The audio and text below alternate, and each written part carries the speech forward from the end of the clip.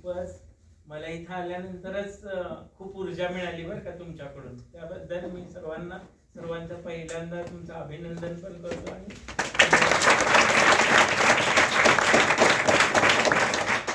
आपल्या संस्थेचे अध्यक्ष माननीय श्री आबासाहेब कांबळे सर, सर्व शिक्षक वृंद आणि विद्यार्थी मित्रांनो, आज आपण इथं सर्वजण एकत्र आलो आहोत 12 जानेवारीच्या औचित्यानिमित्त.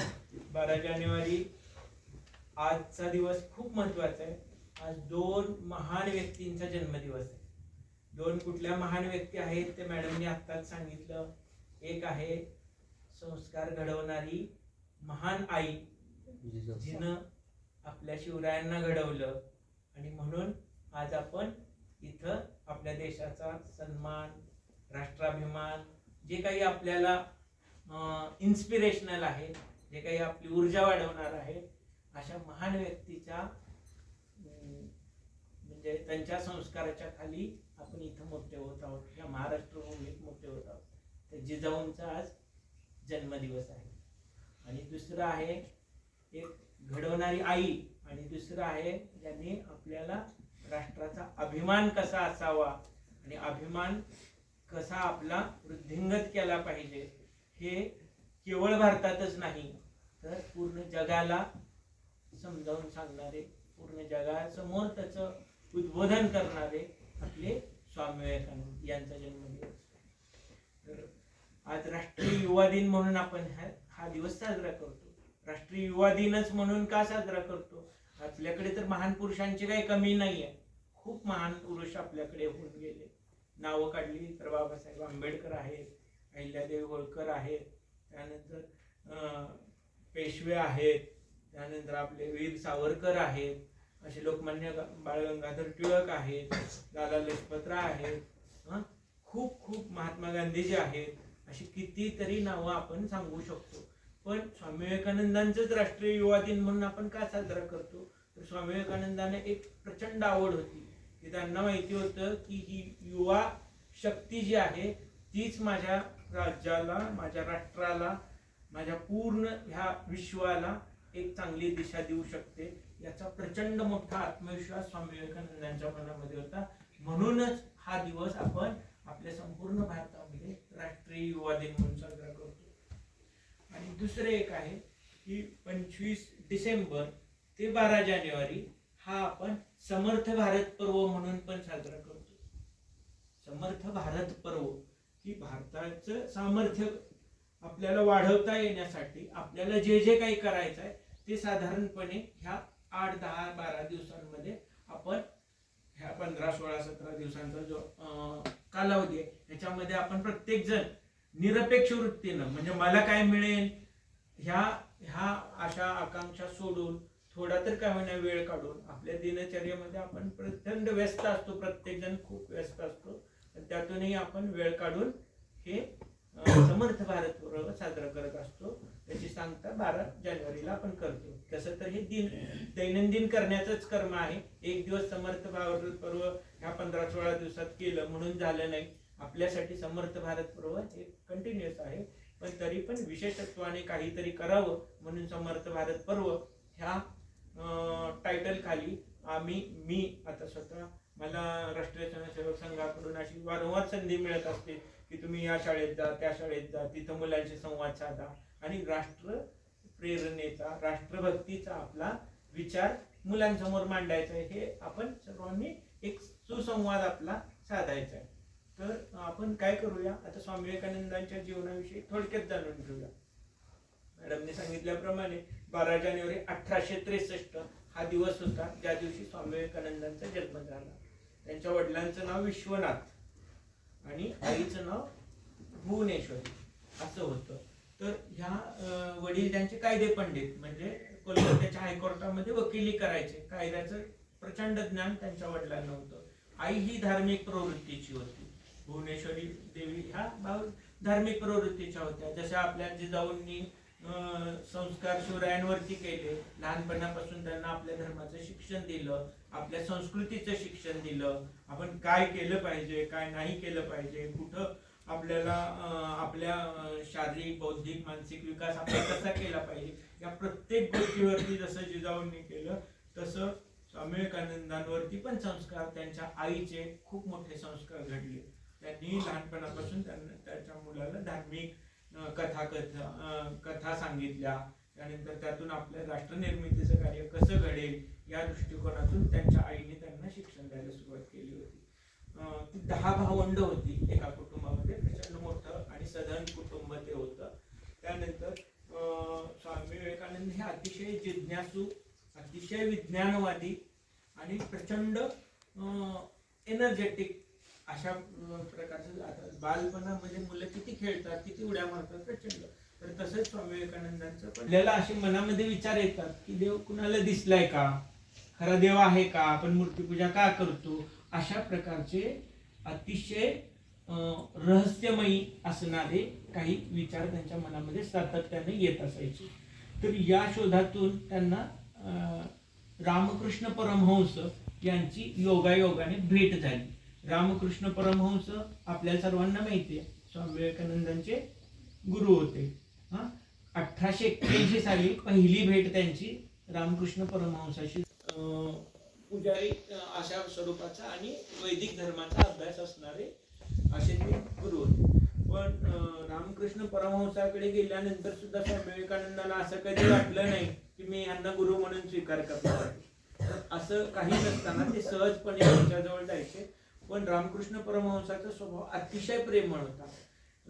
रामकृष्ण परमहंसांनी ओळखलं होतं की ह्या मुलामध्ये इन्स्पिरेशन, याच्यामध्ये एक स्पार्क आहे, याच्यामध्ये प्रचंड विद्वत्ता आहे, हे त्यांनी ओळखलेलं होतं.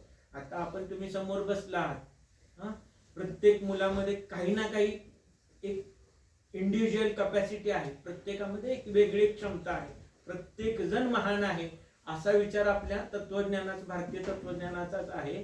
तर तो रामकृष्ण परमहंसांनी जाणून स्वामी विवेकानंदांमध्ये त्यांना तो स्पार्क दिसलेला होता. त्यांनी त्याला प्रेमाने त्याला बोलावलं मंदिरात, त्याच्याशी हितगुज, त्याच्याशी विचार विनिमय केला. तरीही स्वामी विवेकानंदांच्या मनामध्ये सातत्यानं शंका असायच्या.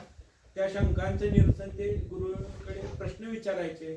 वेगवेगळे त्यांचे जे काही जिज्ञासू प्रश्न असायचे विज्ञानवादी, त्या सर्व प्रश्नांची उत्तरं समाधानकारक जरी वाटत नसली तरी स्वामीजींना ते अतिशय प्रेमाने रामकृष्ण परमहंस सांगायचे. म्हणजे आपल्या गीतेचा सार आहे प्रेम आणि त्याग, या दोन गोष्टी मात्र हळूहळू स्वामी विवेकानंदांना समजायला लागल्या की रामकृष्ण परमहंसांमध्ये प्रचंड प्रेम आहे, ते प्रचंड प्रेम देत आहेत आणि त्यांच्यामध्ये त्यागाची वृत्ती पण आहे. विलासू वृत्ती त्यांची बिलकुलच नव्हती. पुजारी होते, अतिशय साधे राहणी होती, रोज वेदांचा अभ्यास असायचा, वेगवेगळे विद्वत्तापूर्ण लोक त्यांच्याशी संवाद साधायला त्या मंदिरामध्ये यायचे. हे विवेकानंदांनी पाहिलेलं होतं. त्यानंतर त्यांना ते लक्षात यायला लागलं की जे भगवद्गीतेमध्ये आहे ते आपण प्रत्यक्ष पाहतो ते म्हणजे रामकृष्ण परमहंस. प्रेम आणि त्याग या दोन टोकाच्या गोष्टी आहेत. प्रेम पण प्रचंड आणि त्याग पण प्रचंड, असं दोन्हीचं एकत्रित स्वरूप म्हणजे रामकृष्ण परमहंस आहे. हे हळूहळू त्यांच्या बुद्धीला, जसं लहानपणी तत्वज्ञान फारसं पटत नसतं, व्यावहारिक जीवन, मजा करणे, खेळणे आणि खायला भरपूर मिळाले, छान कपडे मिळाले, एवढीच माणसाची अपेक्षा असते लहानपणी.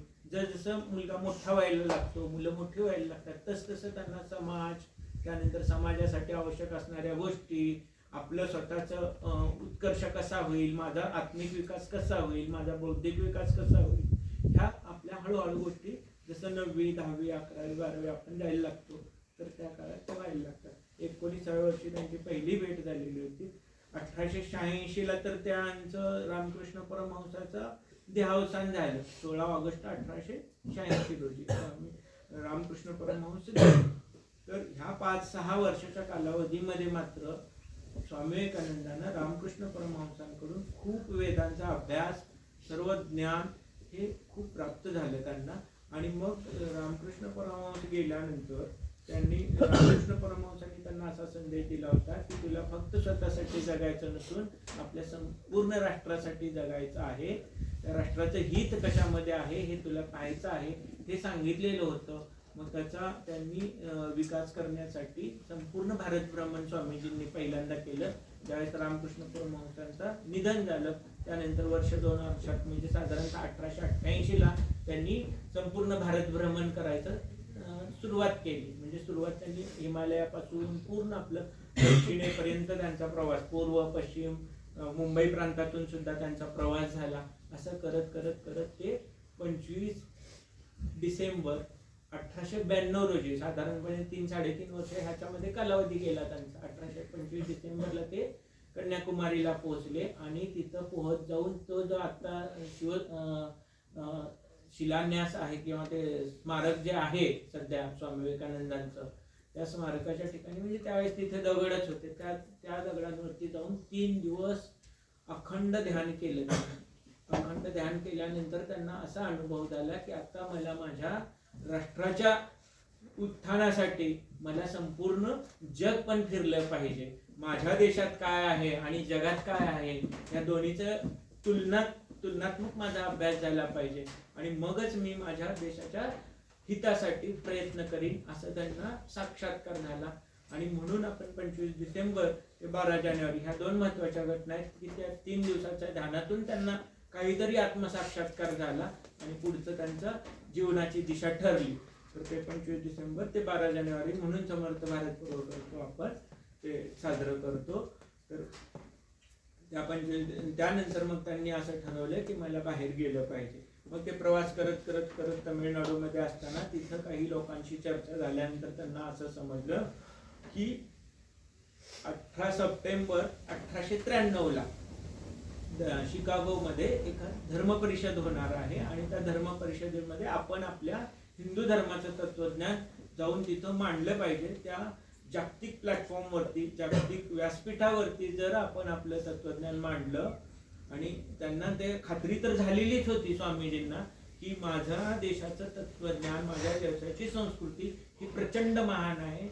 विश्वाच्या पाठीवरती सर्वात जुनी संस्कृती असणारा माझा भारत देश आहे आणि भारत देशाची आत्ताची जर परिस्थिती पाहिली म्हणजे त्या 1892-93 सालची जर परिस्थिती पाहिली तर आपण एकतर पारतंत्र्यात होतो, आपण शिक्षणाने गांजलेलो होतो, अज्ञान, अंधश्रद्धा, गुलामी याच्यामध्ये आपण कितपत पडलेलो होतो, समाज दुभंगलेला होता, वेगवेगळ्या जातींमध्ये आपण विभागले गेलेलो होतो आणि अतिशय दरिद्री आणि दुर्बल राष्ट्र म्हणून आपली अवहेलना संपूर्ण जगभर केली जात असताना त्यावेळेस त्यांच्या मनात असा विचार आला की जर मी माझ्या देशालाच पहिल्यांदा सुधारवायचा प्रयत्न केला तर देश सुधारवणं मला कठीण होणार आहे. जर मी हे पहिल्यांदा संपूर्ण जगाचा जर अभ्यास केला आणि जगाच्या प्लॅटफॉर्मवरती माझ्या देशाचं काय तत्वज्ञान आहे हे जगातल्या लोकांना जर मी पटवू शकलो तरच मग मात्र मला माझ्या देशाचा विकास करण्याच्या वाटा मोकळ्या होतील. हे त्यांनी ओळखून घेतलं. त्यांनी मग तशा पद्धतीनं सुरुवात केली. आपल्या आता त्या जायचं देशाच्या बाहेर म्हणल्यानंतर पैसा तर पाहिजे, प्रवास करायचा, तिथं राहण्या खाण्याचा खर्च, आणि स्वामीजी तर निर्धन होते म्हणजे त्यांच्याकडे काही नव्हतं, भिक्षुकीशिवाय दुसरं काही नाही. परिभ्रमण करणे, खिशात पैसा असेल नसेल तरी पण प्रवास मात्र करायचा वेगवेगळ्या लोकांशी. डोक्यामध्ये ज्ञान तर प्रचंड होतं पण धन मात्र काही नव्हतं. मग असं वेगवेगळ्या संस्थानिकांच्या गाठी भेटी घेत तिथं आपली विद्वत्ता मांडत असायची. विद्वान लोकांशी चर्चा विमर्श व्हायचा, त्यातून त्यांना काही धन एकत्र झालं आणि ते धन एकत्र घेऊन त्यांनी साधारणतः 1893च्या मे महिन्यामध्ये त्यांनी प्रवास चालू केला, बोटीने प्रवास चालू केला. जाता जाता ते इकडून श्रीलंका, जपान असं पूर्वेकडची काही राष्ट्रांचा प्रवास करत करत समुद्रमार्गे जुलै महिन्याच्या शेवटच्या आठवड्यात म्हणजे साधारणतः 25 जुलैच्या आसपास 1893 साली ते अमेरिकेत पोहोचले.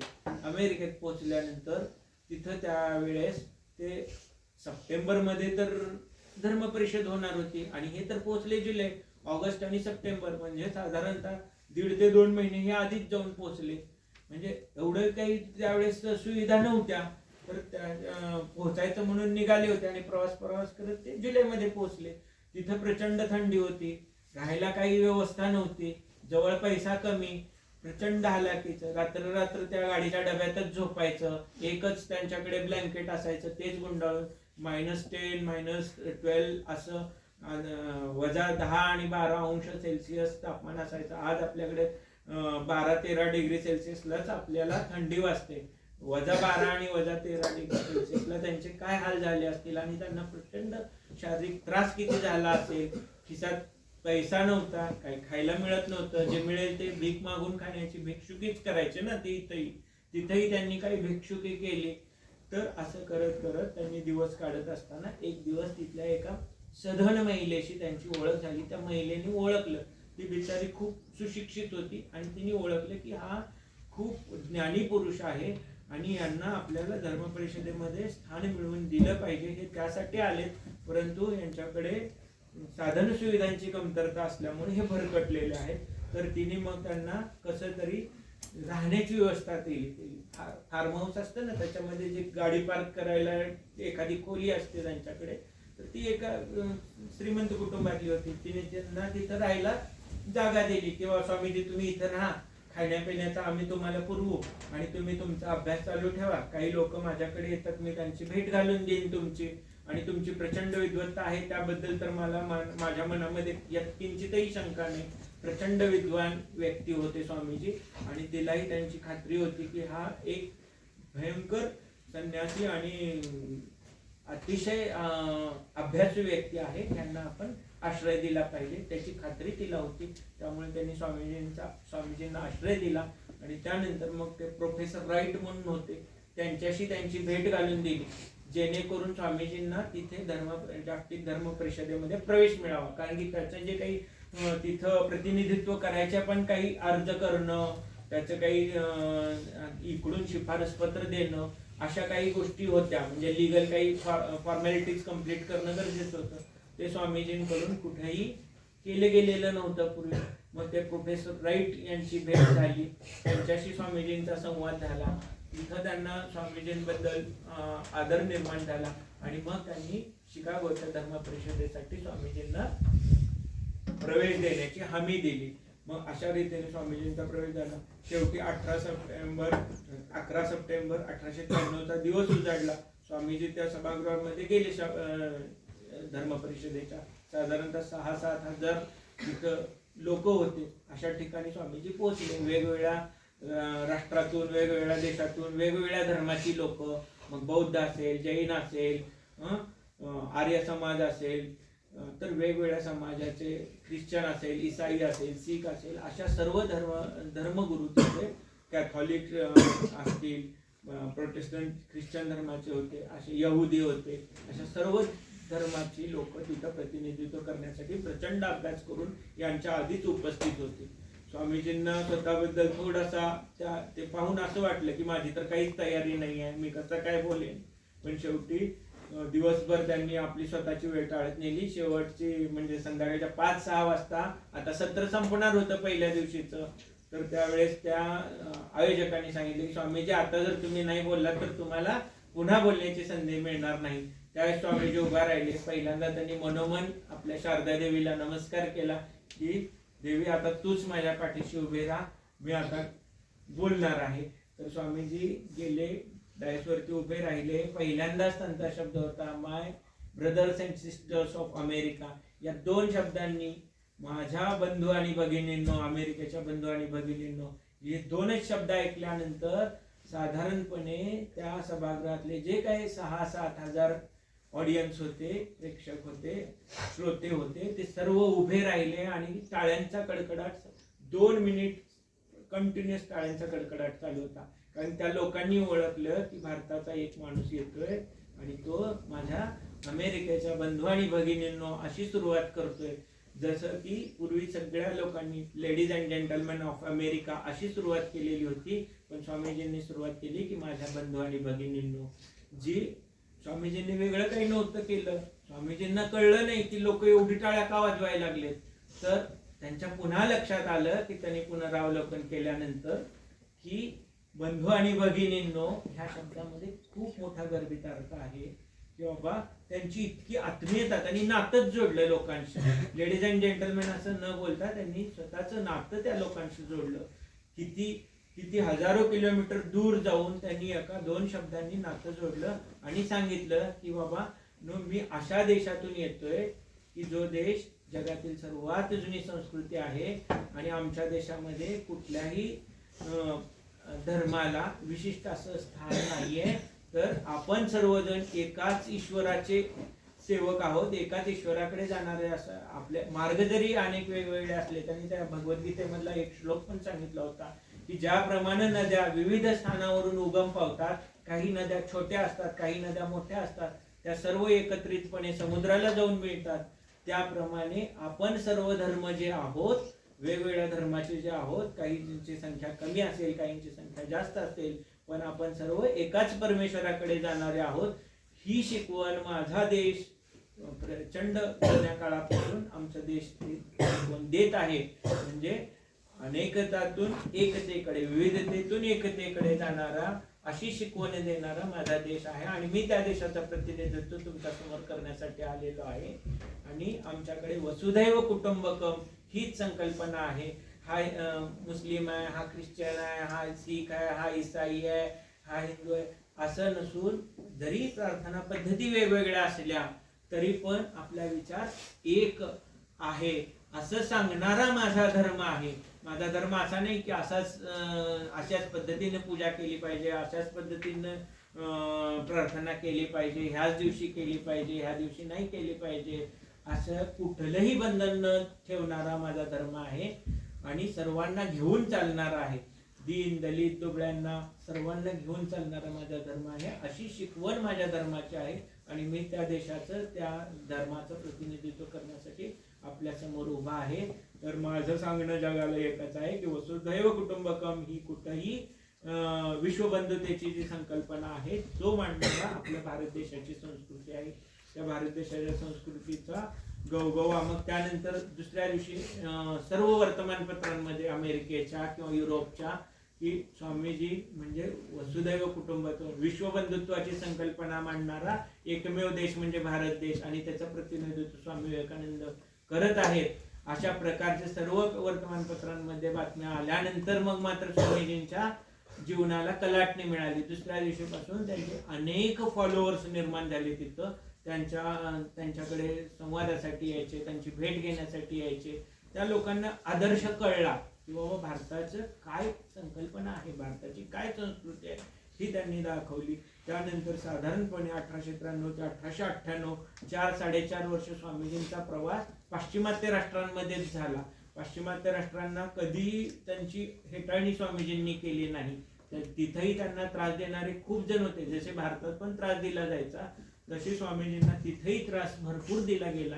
काही लोक म्हणायचे हा असाच आहे, हा भिक्षुकीच करतो, हा भिकारीच आहे, ह्याची वेशभूषाच वेगळी आहे, हे काहीतरी ड्रामेबाज आहे, अशी पण त्यांची हेटाळणी झाली. पण तरी पण त्या विज्ञानवादी लोकांना स्वामीजींमधला भाव कळला आणि तो भाव कळल्यामुळे खरं तर लोकांनी खूप डोक्यावर घेतलं स्वामीजींना. तिथे जसं विरोधक होते तसेच काही समर्थक पण जोडले गेले. जसं भगिनी निवेदिता ह्या युकेच्या होत्या, त्यांनी इथं भारतात येऊन खूप काम केलं. मार्गारेट अल्वा असं त्यांचं नाव. त्यांनी भारतामध्ये येऊन स्वामीजींच्या रामकृष्ण मिशनच्या माध्यमातून अनेको शाळांची स्थापना भारतामध्ये केली. कारण की भारत हा इथं शिक्षणाच्या सुविधाच नव्हत्या प्रचंड. म्हणजे जसं गुरुकुल पद्धती ही जगामध्ये सर्वात जुनी शिक्षण प्रणाली आहे, पण ती शिक्षण प्रणाली आपल्याला इंग्रजांच्या काळामध्ये बऱ्याचदा आपली लोप पावली होती. त्यामुळे पुन्हा शिक्षण व्यवस्था निर्माण केल्या गेल्या. तर अशा पद्धतीने स्वामीजींनी पाश्चिमात्य राष्ट्रांमध्ये जाऊन त्यांचा विज्ञानवाद स्वीकारून आणि आपला अध्यात्मवाद स्वीकारून पश्चिम आणि पूर्व या दोन संस्कृतीचा जर मिलाप झाला तर विश्वाचं कल्याण होऊ शकतं, हा विचार त्यांनी स्वामीजींनी तिथं मांडला. तर हे आपल्याला सर्व आणि तिथून मग ते 1898 मध्ये परत भारतात आले. तर एकाने विचारलं, स्वामीजी तुम्ही इतक्या पछाडलेल्या म्हणजे गरीब राष्ट्रातून आलात, तुम्हाला आता जाताना काय वाटतं? तुम्ही आता 4-5 वर्ष इकडे वैभव संपन्न राष्ट्रांमध्ये राहिला. तर स्वामीजींनी सांगितलं की बाबांनो, जे मला आज तुमच्यामुळं किंवा तुम्ही माझ्या केलेल्या कौतुकामुळं किंवा तुम्ही माझ्या विचारांचा स्वीकार केल्यामुळं जे काही मला वैभव प्राप्त झालं आहे ते वैभव माझ्या संस्कृतीतून, माझ्या मातीतून, माझ्या देशाच्या मातीतून आलेल्या विचारातून मला प्राप्त होतंय. म्हणून आज मला जरी माझ्या देशावर माझ्या पूर्वी पण प्रेम होतं, आज तर माझ्यासाठी ते त्या देशाची धूळ सुद्धा माझ्यासाठी पवित्र आहे, माझ्यासाठी माझा देश म्हणजे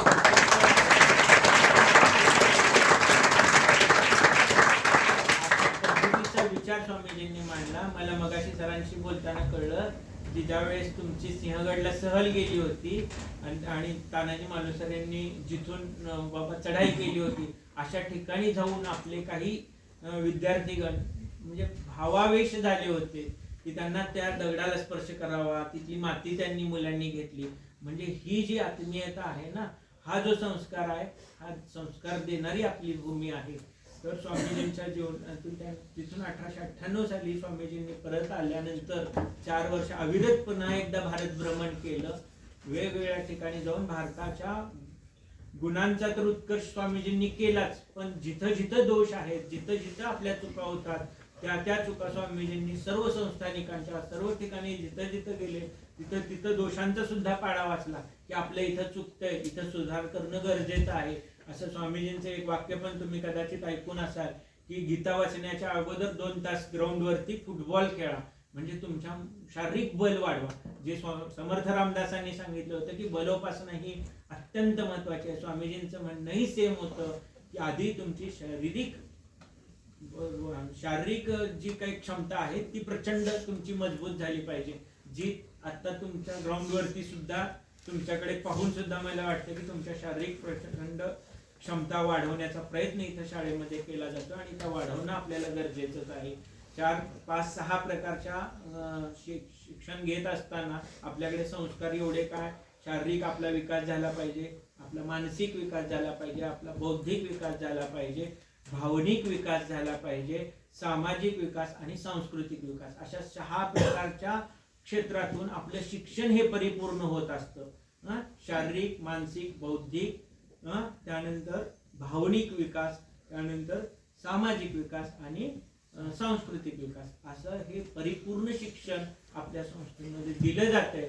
आणि खऱ्या अर्थानं आपण स्वामीजींच्या कार्यांचा आणि वीर सावरकरांच्या किंवा जे काही महान राष्ट्रपुरुष राष्ट्रभक्त आपले निर्माण होऊन गेले त्यांचा वारसा आपण खऱ्या अर्थानं, आणि ते तुमच्या सहकार्याने घडतंय. फक्त आम्ही शिक्षक असून उपयोग नाही, तुमच्यामध्ये ती उमेद, ती ऊर्जा, ती शिकण्याची आणि राष्ट्र निर्माण करण्याची जी प्रेरणा आहे. आणि खरंच दिसतंय की सैनिकी शाळेत तुम्ही ऍडमिशन घेतलं, मोहोळ तालुक्याच्या बाहेरची किती जण आहेत इथं? सगळे मोहोळ तालुक्यातले आहेत का? स्टेट. म्हणजे तुम्ही इतक्या ठिकाणी रिमोट, म्हणजे हे काही फार प्रसिद्ध ठिकाण नसताना सुद्धा तुम्ही आज ह्या शाळेमध्ये ऍडमिशन घेतल्याने तुमच्या आई वडिलांना सुद्धा आम्ही खरं खूप धन्यवाद मानतो की त्यांनी अशा राष्ट्र निर्माण करणाऱ्या, व्यक्ती निर्माण करणाऱ्या शाळेमध्ये तुमचं ऍडमिशन झालेलं आहे. कौशल्य शिक्षण इथं दिलं जातं. सरांनी सांगितलं की टेक्निकल एज्युकेशन सुद्धा इथं दिलं जातं. गाड्या दुरुस्ती करण्यापासून, गाड्यांची सर्व्हिसिंग करण्यापासून, लाईट फिटिंग करण्यापासून, फॅब्रिकेशनची छोटी छोटी कामं शिकण्यापर्यंत, म्हणजे परिपूर्ण तुम्हाला शिक्षण दिलं जातंय. तर ह्या सर्व गोष्टी पाहून मला खूपच आनंद वाटला. आणि 4 जुलै 1902 रोजी वयाच्या 39 वर्षे, साधारणतः 5-6 महिने त्यावरती झाले होते. स्वामीजींनी आधीच सांगितलं होतं की माझं आयुष्य हे 40 वर्षापेक्षा जास्त नसणार आहे, आणि तसंच झालं. 4 जुलै 1902 रोजी स्वामीजी आपल्या आश्रमामध्ये आपल्या सर्व शिष्यांशी चांगला संवाद साधला. भविष्याविषयी त्यांनी त्यांच्या गुरुबंधूंशी काही संवाद साधला, त्यांना काही रूपरेषा सांगितल्या. असं करून दुपारचं भोजन त्यांनी सर्वांसोबत घेतलं. त्यानंतर संध्याकाळी ते देवीची आराधना वगैरे करायची, आरती वगैरे झाली. त्यानंतर स्वामीजी 2 तास ध्यानाला बसले आणि रात्री 10-10:30च्या नंतर त्यांची प्राणज्योत मालवली. कदाचित ते इच्छा मरणच त्यांनी स्वीकारलेलं होतं. त्यांना थोडासा शारीरिक त्रास, म्हणजे दम्याचा त्रास होता, नव्हता असं नाही, त्रास होता, परंतु एक प्रकारे अगदी सक्षम असताना, म्हणजे अंथरुणावरती पडून त्यांनी मरण स्वीकारलेलं नव्हतं. तर ते एक प्रकारचे इच्छा मरण, दिवसभर सर्व सोपस्कार त्यांना जे काही भविष्यासाठी मांडणी करायची होती, जे काही त्यांना निर्देश त्यांच्या शिष्यांना द्यायचे होते, ते देऊन 4 जुलै 1902 रोजी स्वामीजींची प्राणज्योत मालवली. आणि अशा महान लोकांमुळे बघा, 1863ला आपण गुलामीमध्ये होतो, आपल्या देशाची अवहेलना केली जायची.